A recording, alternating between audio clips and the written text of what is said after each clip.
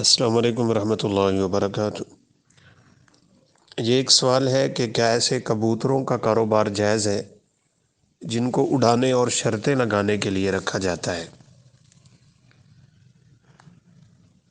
قرآن مجید میں اللہ کا ملاقمین کا ارشاد ہے، وَتَعَاوَنُوا عَلَى الْبِرِّ وَالتَّقْوَى وَلَا تَعَاوَنُوا عَلَى الْإِثْمِ وَالْعُدْوَانِ۔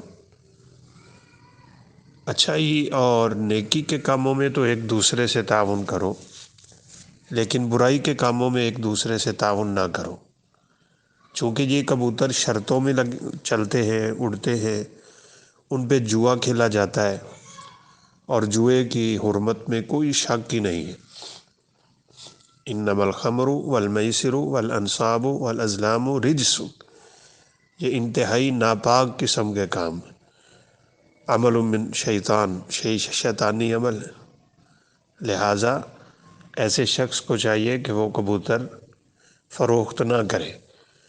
بعض دفعہ ایک چیز بذات خود جائز ہوتی ہے، لیکن کسی دوسرے خارجی معاملے کی وجہ سے اس میں بھی حرمت کا پہلو آ جاتا ہے۔